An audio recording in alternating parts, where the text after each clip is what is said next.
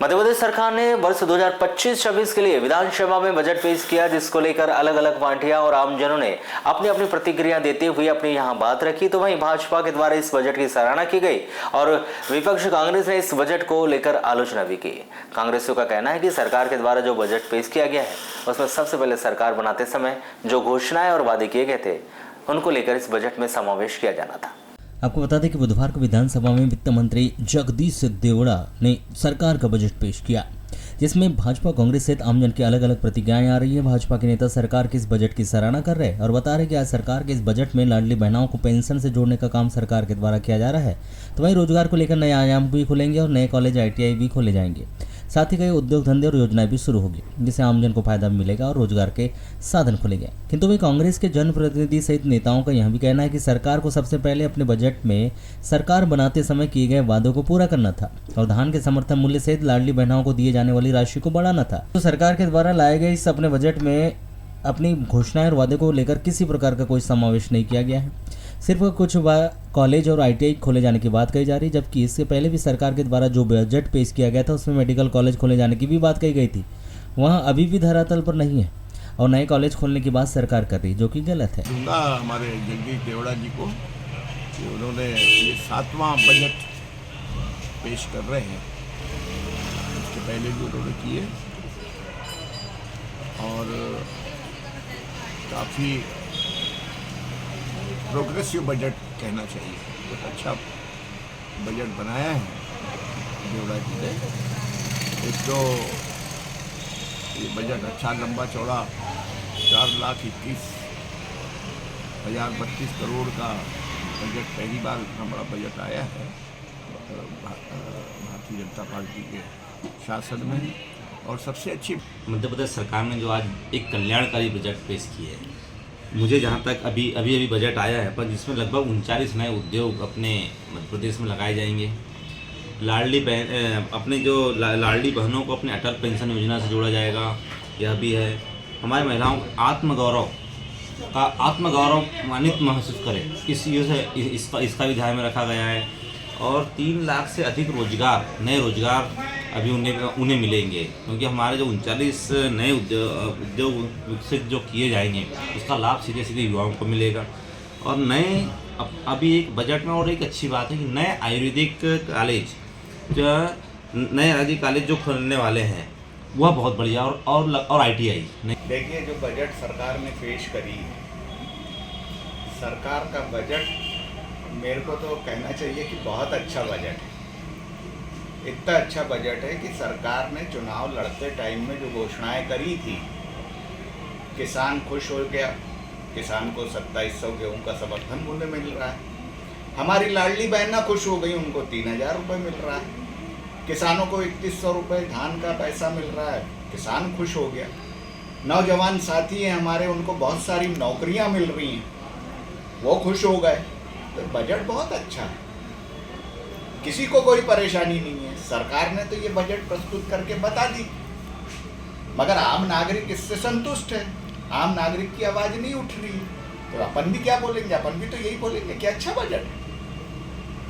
मतलब कहीं ना कहीं ये कह सकते हैं कि जो घोषणा पत्र में जो बातें को अंकित किया गया था उनको बजट में समावेश नहीं किया गया। देखिए, चुनाव का मतलब ही, जनता के बीच जाने का मतलब ही ये है कि हम आपके लिए ये योजनाएं लागू करेंगे, आपके जीवन को सुधार के लिए हम ये करेंगे। तो जो चीज़ का वादा होता है अमल उस पे होना चाहिए, तो बजट अच्छा होता है। मोहन यादव जी का सरकार का ये दूसरा वर्ष और दूसरा बजट सत्र में जिस प्रकार से विपक्ष ने पहले ही कहा था कि ये लॉलीपॉप देने वाली सरकार है और यथार्थ हुआ भी वही। आज जिस बजट को पेश किया गया, मध्य प्रदेश की मूलभूत सुविधाओं को दरकिनार करते हुए सबसे बड़ी बात यह है कि किसानों के साथ जो सरकार बनने से पहले आपने धान के मूल्य 3100 रुपये की बात की थी, आपने उसमें कुछ नहीं प्रावधान किया। आपने लाडली बहन को 3000 रुपये प्रति मंथ देने की बात करी थी, आपने उसमें कुछ प्रावधान नहीं किया। आपने बेरोजगारों को रोजगार देने के लिए कोई बहुत बड़ी आपकी कोई घोषणाएं नहीं हुई, ना ही कोई उद्योगों की आपने बात करी है। साथ ही साथ जो चरम सीमा पर महंगाई बढ़ रही है, उस महंगाई को रोकने का आपके पास कोई किसी प्रकार से आपने कुछ इस बजट में पेश नहीं किया। और सबसे बड़ी बात है GST को लेकर, जो GST जो टैक्सेशन है उसमें आपने कहीं कोई प्रावधान नहीं किया, तो निश्चित तौर पर ये फेल्यूर सरकार और इनका बजट भी फेल्यूर है।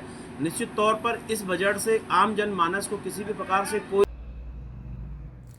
अगर हम बजट की बात करें तो जो हमारी मध्य प्रदेश शासन ने जो बजट की आज जो घोषणा की है, उसमें सबसे अच्छी बात मुझे ये लगी कि जो टैक्स में छूट दी गई है बजट में, और महिलाओं के सशक्तिकरण को लेकर भी जो कदम उठाए गए हैं, नए इंडस्ट्रीज़ खोलने के लिए आईटीआई और पॉलिटेक्निक, नए आईटीआई खोले जाएंगे, इस बात का भी प्रस्ताव में रखा गया है। ये भी एक अच्छी चीज़ है। और कौशल विकास को गति देने के लिए पॉलिटेक्निक्स के उन्नयन की जो बात रखी गई है, वो भी बजट में बहुत अच्छी है। दूसरी बात, हमारे यहाँ स्टेडियम्स की बहुत कमी है और सरकार ने इस ओर बजट की व्यवस्था की है, तो ये बहुत अच्छी पहल है कि कुछ ज़िलों में जहाँ नहीं है वहाँ स्टेडियम खोले जाएंगे। इसी तरह ललवरा में भी इस बजट को लेकर विपक्ष ने इस बजट को निराशाजनक बताया, तो पक्ष ने इस बजट की काफ़ी सराहना भी की। कि जिस प्रकार से मध्य प्रदेश सरकार के वित्त मंत्री सम्मानित श्री देवड़ा जी ने जो आज बजट सत्र में बजट पेश किया है, निश्चित ही यह जो बजट है वो किसान विरोधी बजट कहना चाहिए इसको। जिस प्रकार से चुनाव के समय इन लोगों ने अनेक प्रकार की घोषणा किया था कि हम जैसे ही हमारी सरकार बनती है वैसे ही हम किसानों को 3100 रुपया का धान का रेट देंगे, 2700 रुपये का गेहूं का रेट देंगे। लेकिन आज के इस बजट में किसानों के हित में कोई भी बात नहीं। धीरे धीरे कहना चाहिए यह जो सरकार है किसान विरोधी सरकार के नाम से जानी जा रही है। आज मध्य प्रदेश की मोहन यादव जी की भारतीय जनता पार्टी की सरकार ने मध्य प्रदेश में ऐतिहासिक लगभग 4,21,000 करोड़ का बजट मध्य प्रदेश के लिए पेश किया है। हम सबके लिए खुशी की बात है और हम सबके लिए निश्चित तौर पर ये बजट बहुत ही सुरक्षित और ऐतिहासिक बजट है। आज मध्य प्रदेश की सरकार ने शोषित, पीड़ित, वंचित, मजदूर, किसान, युवा सभी के लिए चिंता करते, महिला सभी की चिंता करते हुए इस बजट को पेश किया। भैया चुनाव के समय जो घोषणा की गई थी सरकार के द्वारा, मैं फिर कहना चाहता हूँ, विपक्ष हमेशा बालाघाट लालबरा के मतदाता ने जो वोट किया था और हमारी विधानसभा में कांग्रेस की प्रत्याशी अनुभव मुंजारी जी जीती थी, आज सारा मतदाता अपने आप को हताश और निराश महसूस कर रहा है। आज जो बजट पेश किया गया है उसमें कोई खास नहीं है, निराशाजनक बजट है। उन्होंने बोला था किसानों को समर्थन मूल्य देंगे, समर्थन मूल्य के साथ साथ 3100 रुपये पूरा धान का देंगे, धान का नहीं देंगे तो बोनस देंगे बोले थे, अतिरिक्त बोनस भी नहीं दिए। बहुत सारी ऐसी चीज़ें हैं, उनमें उन्हें निराशाजनक बजट पेश किया है।